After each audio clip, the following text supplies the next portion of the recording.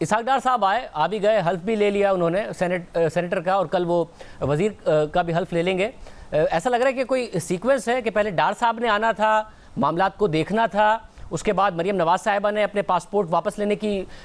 جو عدالت سے استدعا کی ہوئی ہے، انہیں پاسپورٹ ملے گا، پھر وہ جائیں گی اور نواز شریف صاحب کے ساتھ واپس آئیں گی. کیا اس سیکوینس میں چیزیں جا رہی ہیں؟ یہ آپ لوگوں کا پلان ہے؟ نہیں، ایسی کوئی سیکوینس نہیں اور پلان نہیں، لیکن آپ کو معلوم ہے کہ انڈیو طور پہ پچھلی حکومت نے ہمارے خلاف جو کیسز بنائے تھے اور وہ حکومت نیب کو بلیک میل کرتی تھی، گزشتہ چیئرمین کو. آپ نے حال ہی میں شاہ زیب دیکھا کہ جو میرا کیس جس کے پاداش میں نے بھی 2 مہینے سے زیادہ سزائے موت کے قیدی کی چکی کاٹی، اور جب اس کا ٹرائل ہوا تو کوئی چیز نہیں تھی اور وہ بالکل پارا ہو گیا سارا کیس نیب کا، اور وہ جھوٹ کا پلندہ نکلا. اسی طرح جو ہماری قیادت ہے، چاہے نواز شریف صاحب کے خلاف کیسز ہیں، شہباز شریف صاحب کے خلاف ہیں، مریم نواز صاحبہ کے خلاف ہیں، حمزہ شہباز کے خلاف ہیں، شاہد خاقان، مفتاح اسماعیل، سعد رفیق، رانا ثنا، ایک کیس میں اگر آپ کا نام لوں تو وہ ایک لطیفہ بھی ہے اور ایک فسانہ بھی ہے کہ کس طرح یہ کہانی آلف لیلہ کی بنائی گئی. جو کیسز کے جو میرٹس ہیں اس پر تو واقعی سوالات اٹھتے رہے ہیں. عدالتوں نے خود اپنی ضمانت کے فیصلوں میں جو کیس کے میرٹس ہیں اس پر سوالات اٹھائے ہیں، مگر جو مریم نواز صاحبہ کا کیس تھا، عدالت کافی عرصے سے سوال کر رہی تھی، نیب نہیں جواب دے رہا تھا، مگر اب عدالت نے فائنلی 4 سوالوں کے جواب ان سے 29 ستمبر تک مانگے ہیں. پھر ڈار صاحب کا واپس آنا، یہ ٹیسٹ کر رہے ہیں نا نواز شریف صاحب کے اگر یہ معاملات ہوتے ہیں، مریم نواز صاحبہ کی بریت ہو جائے، اسحاق ڈار صاحب کو کام کرنے دیا جائے تو پھر وہ آ سکتے ہیں. یہ کچھ بینچ مارکس ہیں ان کے لیے. دیکھیے، نواز شریف صاحب کی جو واپسی ہے، جیسے ہم ہمیشہ کہتے رہے ہیں کہ ان کی صحت کے ساتھ مشروط ہے، اور اس کے علاوہ وہ اپنی جنگ قانون کے میدان میں بھی لڑ رہے ہیں. میں آپ کو شاہ زیب بتانا چاہتا ہوں کہ نواز شریف صاحب کے خلاف 2 سزائیں ہوئی تھیں. پہلی جو سزا ہوئی تھی وہ اس قدر مضحکہ خیز تھی کہ اسلام آباد ہائی کورٹ نے فوری طور پہ اس کو سسپینڈ کر دیا. دوسری جو انہیں سزا ہوئی تھی اس میں جو جج بشیر ملک یا جج جو تھے جن کا انتقال ہو گیا، انہوں نے کنفیس کیا کہ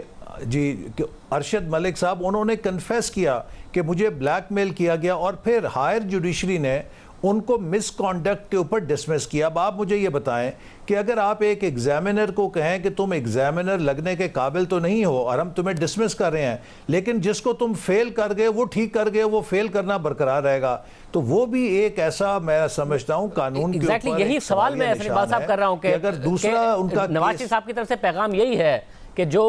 کیا گیا ہے اس کو ریورس کیجئے، جس طریقے سے کیا گیا ہے اس کو ریورس کیجئے، ورنہ وہ نہ صرف نہیں آئیں گے بلکہ ایک بھرپور انداز میں اپنا ایک بیانیہ بھی اس حوالے سے جاری کریں گے، چاہے وہ عدالت کے خلاف ہو یا دیگر معاملات ہوں. تو اس لیے ٹیسٹ کیس ہیں دونوں یہ معاملات ان کے.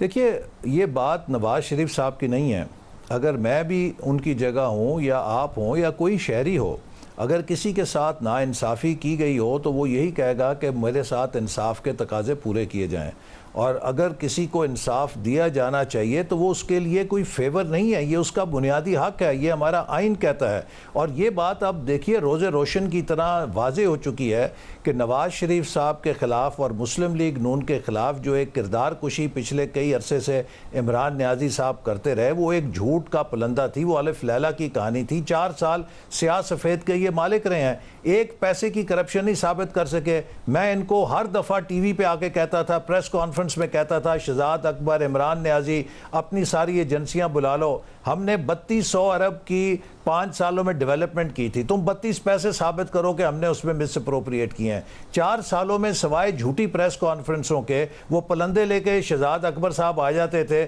جن کو لندن کی جو نیشنل کرائم ایجنسی ہے اس نے بھی ردی کی ٹوکری میں پھینکا، ہماری عدالتوں نے بھی ردی کی ٹوکری میں پھینکا، لیکن لوگوں کو گمراہ کرنے کے لیے کاغذ لہراتے تھے، ان کے اندر کچھ نہیں ہوتا تھا. تو یہ وہ سلسلہ ہے جو 4-5 سال سے جھوٹ کے اوپر انہوں نے بنایا، قوم کو گمراہ کیا. اب اس کے اوپر اگر حقیقت سامنے آئے گی اور اگر یہ جھوٹ ثابت ہوگا تو اس میں کسی کو فیور نہیں ہے، یہ حق ہے جو ہر کسی کو ملنا چاہیے. کسی کے خلاف جھوٹے چارجز